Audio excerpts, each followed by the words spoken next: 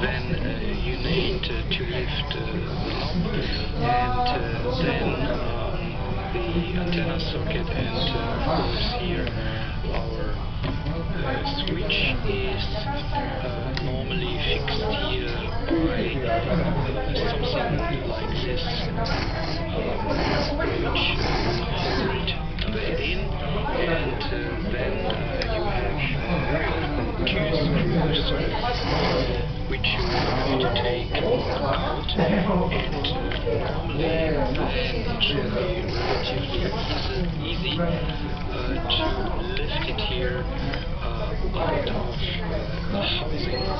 And so you see it is coming. It is really coming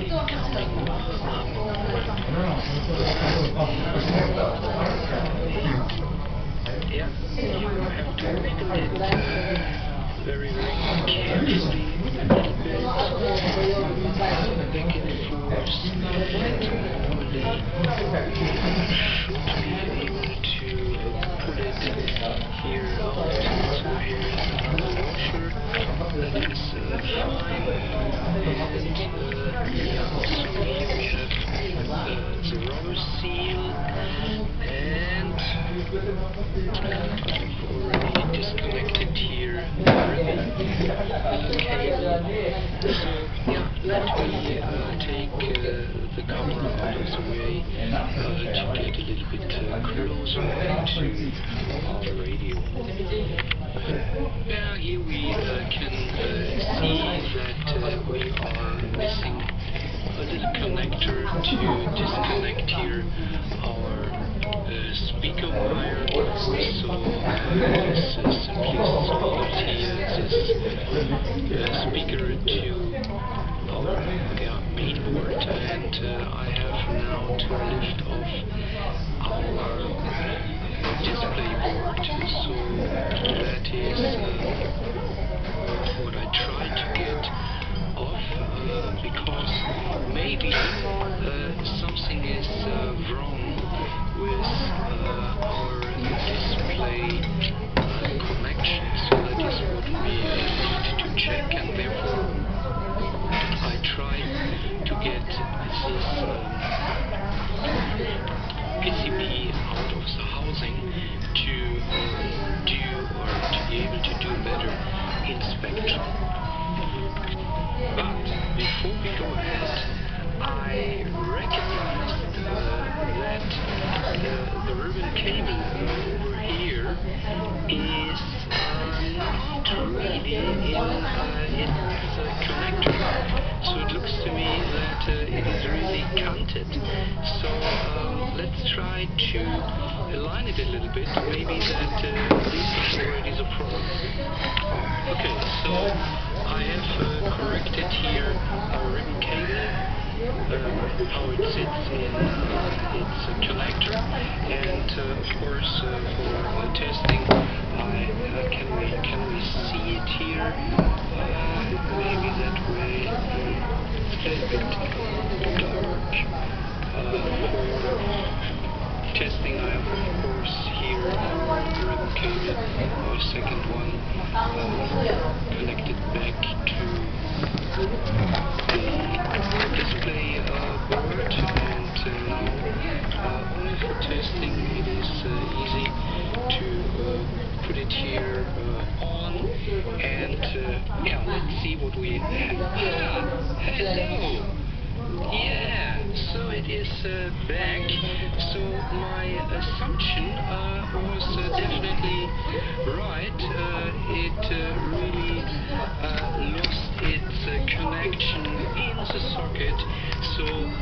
was a whole problem. And I've heard it quite often that it happened to radios like this, and now we can be sure it is not really a serious problem. It is not an expensive fault. It is simply the little connector here in or on the display board.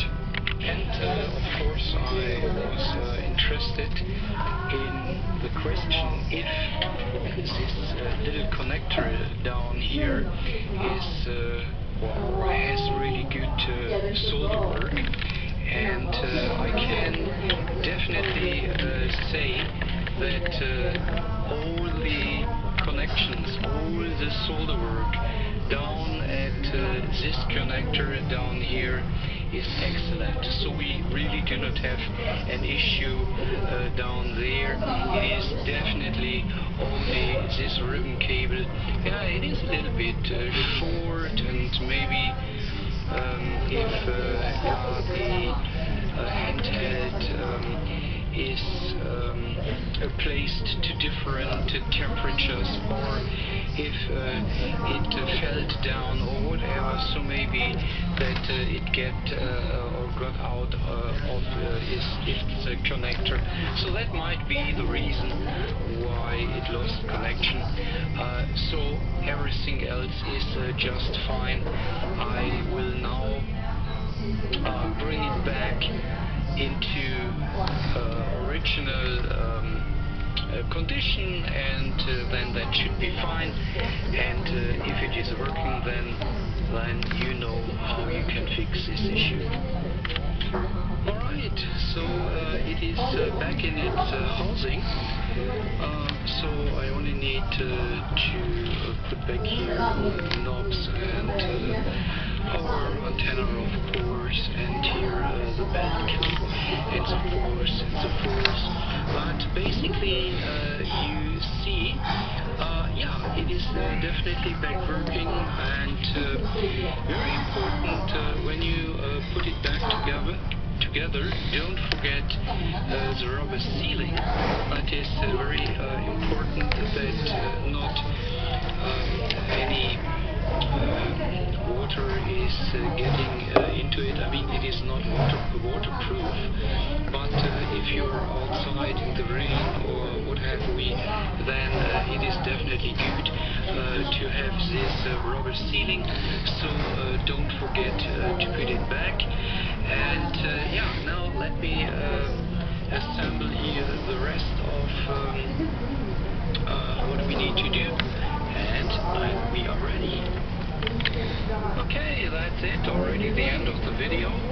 So that is the widescreen solution for TYT, Retivis, or however these radios are called or named. So that is a widescreen solution, and I hope that is something what can help you out in the same way I've done it here. Okay, thank you for watching, and catch you next time. Bye.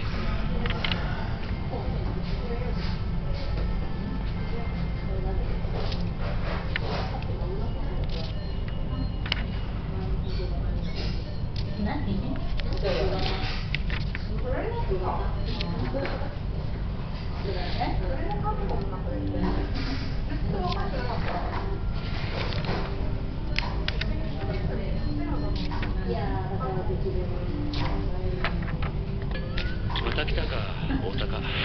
まだチェックインか。よっしゃホテルのどうぞ。これでもう一晩大阪で過ごせるぞ。あら、ダンディさん、出張でまた大阪来はったんですか？お客さんこれでほら、あれよ、ゲッツやで。あれ今回の人ってあれさ、大阪出張あー、広いベッド。これは家のベッドで居心地がいい。なんだこの急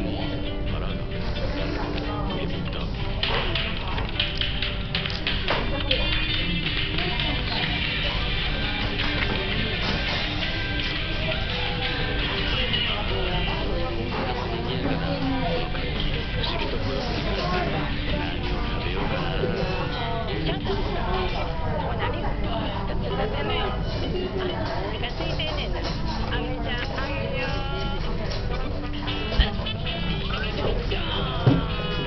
やないやろ。よくやがな今日。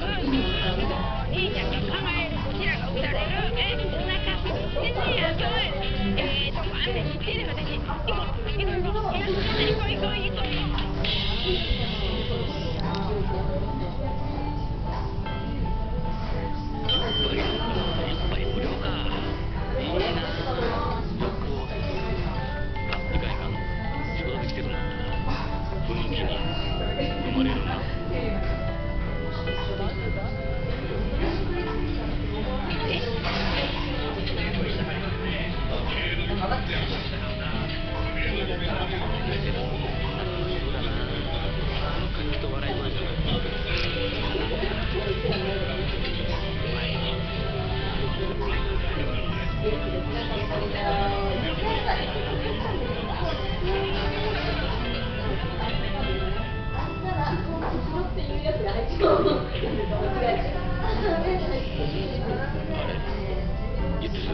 どうやって帰ってきたの？白馬のこの瞬間を覚えていないなんて悔やまれる。ああ、もう一泊できたらな。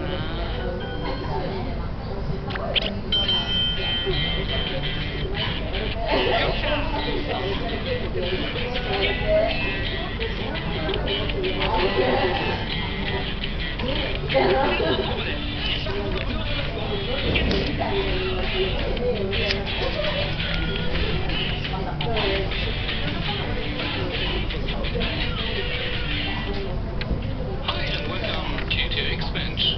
Well, there was a time I had a lot of requests if I could show how to test a receiver, and yeah, that is what I try to do today with the very first video on testing a receiver. And well, let's start with the easiest way to test a receiver, because you know, for testing a receiver the only thing you need is a signal generator and an audio voltmeter, and with these both instruments you are already able to test for signal to noise. And yeah, let's start with easy testing and how we have to connect, you know, the radio and the test equipment, and then let's see what we really can do with the result, what does it mean, and maybe then you see how really easy it is to do so. Okay, let's right go to the bench and let's start and see how it works. Okay, so let's simply start with the question, what is noise? And you see here on the bench my, so that is my testing device. Yeah, when I need some output power to drive a linear amplifier or whatever. So, you know, so that is here my little workhorse. And you see it is already switched on, and there is no antenna connected to the radio. And now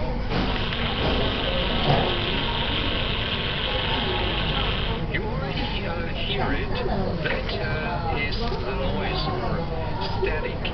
And if your ears are already trained a little bit, you might hear that something is funny here with the signal, because it is not only the normal noise. So additional to that, we have some hum.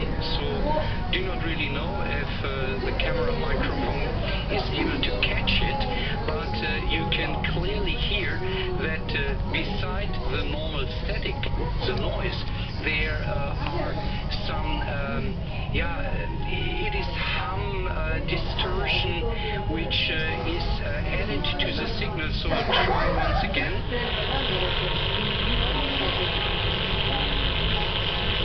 And that is not normal, and yeah, so we want to see what that is as well. But first, now, I mean, yeah, we have heard noise, but So what does it mean? How can we test it? How can we understand what's really going on? Okay, so let's first connect our radio to the tester to understand a little bit better what's going on. So first, so what I am doing first, you see me using here my little, I have called it SUV LED monitor, but in the basic setup it is a speaker and a dummy load, and I can switch here between speaker and dummy. And what I do always first is to connect here the radio, you can't see it, with it a little jack here, audio jack.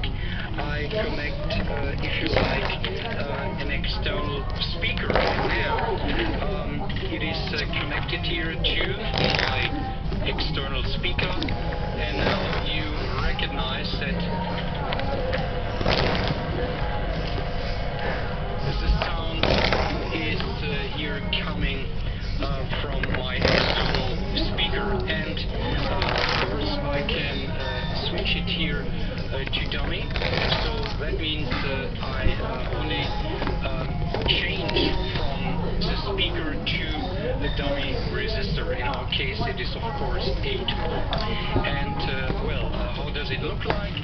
So normally it is nothing else than what I have here. So and our little audio jack, and here I have two alligator clips, and this here is an 8 ohm, let me see, yeah, so that is an 8 ohm resistor, right? So you can easily clip it here to you know, our wire here, and that is now exactly the same. You can do all the testing here in parallel to our dummy resistor, right? So whatever we do, we always do it at a dummy resistor like this, and that is exactly what I have here in my little monitor. So for the moment in time it is switched to a dummy, or of course I can switch it back here to speaker, right? And that means I can use what I need to use, speaker or dummy, so it always depends. But you also can do it here, so you can disconnect here your dummy resistor, and instead you connect a little speaker to here your test lead, and that's basically, right? And on the other jack here, my output jack, so that is what I already told you. It is again exactly what we have here in parallel. I pick here my signal, so that is the secret. So really nothing special. Okay, as we already heard, there is hum still, and now when I told you this is noise, this looks like a spectrum, an audio spectrum analyzer, to see or understand a bit better. Okay, so I've just here unplugged the radio, so here our input is open, so we do not have a signal present at our monitor. And now let's go over to our spectrum picture, that we can talk a little bit about that. Okay, and here it is, and as we all know, the spectrum analyzer is a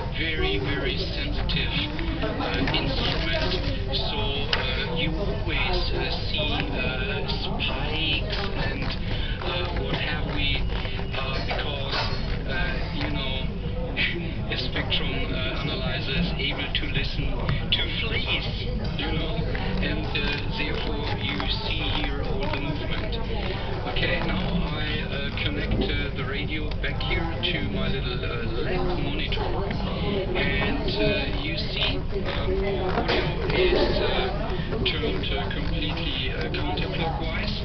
So we have here minus 100 dB full scale, and you see it is more or less flat, but as I said, there is no audio on all the time, right? Now I increase the audio and you will hear it, of course, it's a speaker, and suddenly you see and you hear that our red line, and now I switch it to dummy, that we do not hear this annoying audio.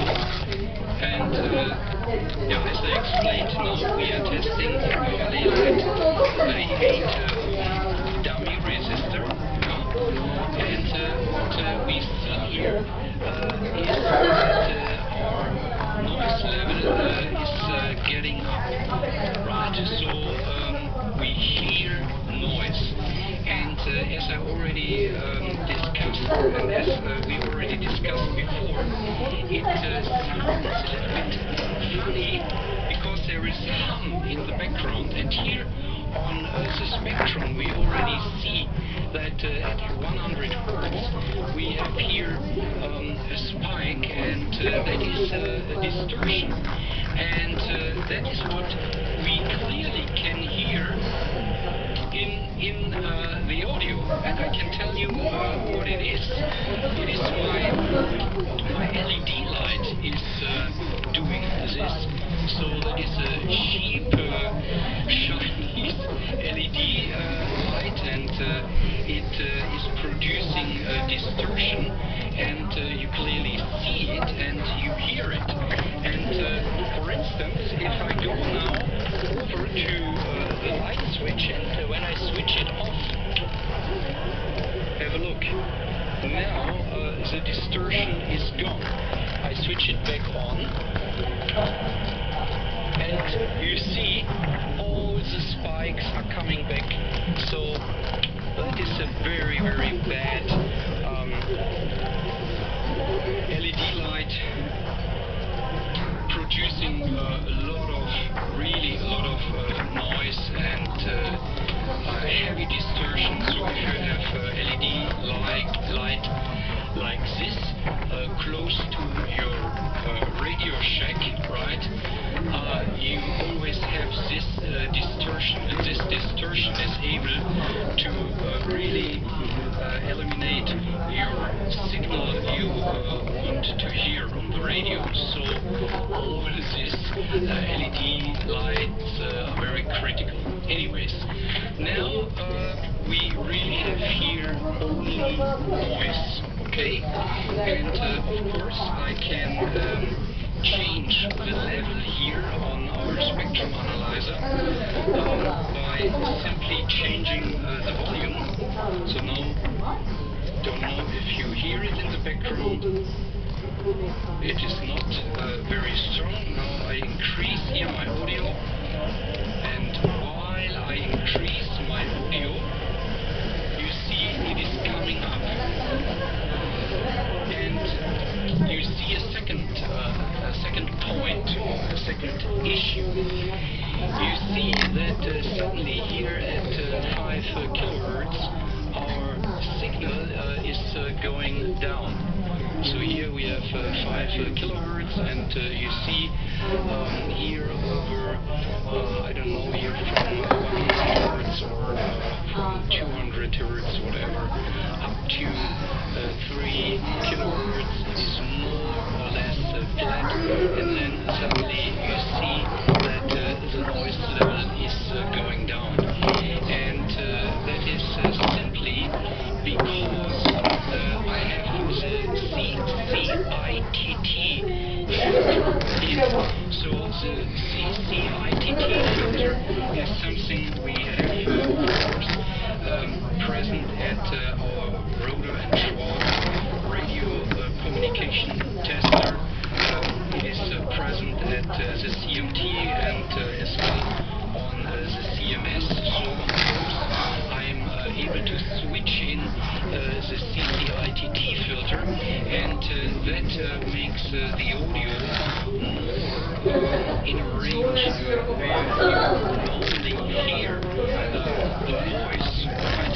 So we do not need very high frequencies, so that CCITT filter just reduces this area, which you definitely do not need for receiving a radio signal, and therefore you can prepare your tester to display the range where you normally hear the radio on receive. So that is sometimes very helpful because, for instance, you see here little spikes. I mean, this little spike here at 15, 17 kilohertz these are not very strong, so you wouldn't hear it, but on the other end there could be, for any reason, spikes which are more dominant, and therefore it is nice to have a filter like we have it here to be able to reduce those distortions. On the other hand, radios, communication sets or shortwave radios are normally having an internal filter as well. So normally you are not able to have a very strong audio signal at 10 or 20 kilohertz. So your internal filter in your shortwave radio is normally reducing these parts of the audio signal as well. So the CCITT filter is only an addition to what you already have in your radio. Okay, so again, what you see here is noise. And coming back to what we discussed before, we just want to understand what is now the signal-to-noise ratio, okay? And why can we use it as indication? And therefore, it is helpful to see it first on your spectrum analyzer to have a visual idea on what's really going on. Okay, so the next step is I have now connected my signal generator to the radio, and you might have seen that the radio is adjusted to 14.1 megahertz on the 20 meter band, and for the moment in time I'm not putting out any power to the radio, and that is the reason why we still, and you can hear it, we still have only noise, so there is definitely no signal. Okay, now I leave here the speaker on, and I switch on my audio generator, and the radio is set to AM.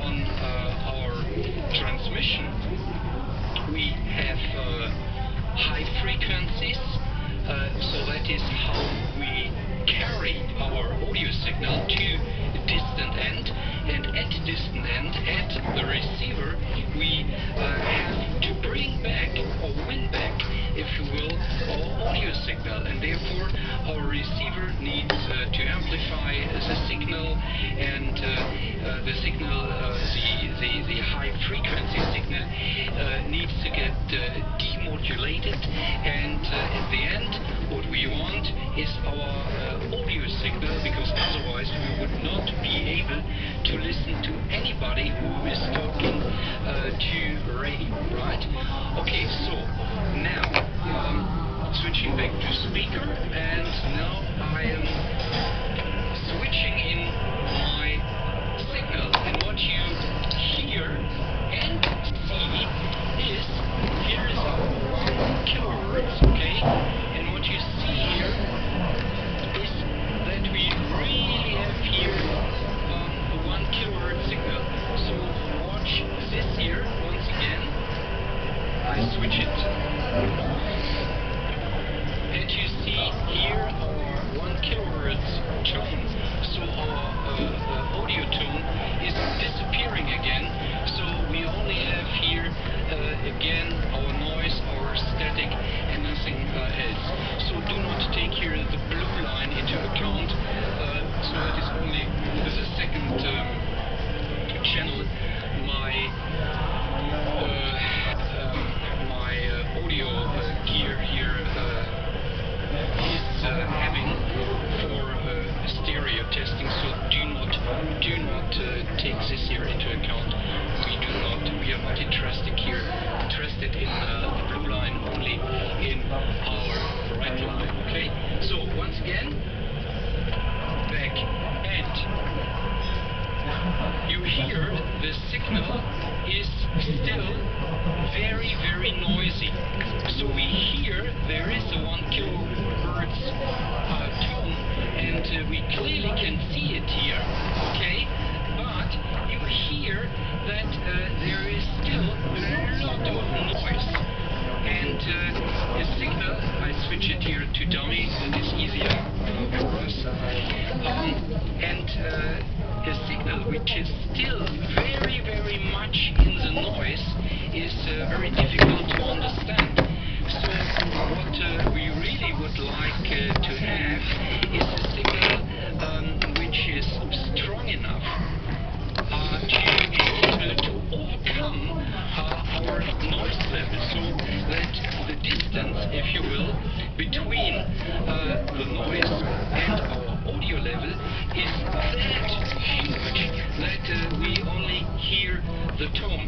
And let me tell you that what we have here, so once again, all the noise in the background with only our little signal here is a minus 115 dBm signal. So that is really a very low or very weak signal, which the radio is able to pick, but the voice wouldn't be easy to understand. So that would be, I don't know, a radio 3 or radio 4, radio 3 or radio 2 signal maybe, but definitely no radio 5 signal, which is the qualification on the audio signal. If you're giving somebody on your radio a 5.9, so that means 5 is standing for a very clear audio, and 9 is the signal which you're reading on your S meter. And always when you tell somebody on the radio, yeah, your signal is 5.9, that means that you really have a very clear audio, okay? And in this case here, that may be radio 3, I don't know, so that is not very good. It becomes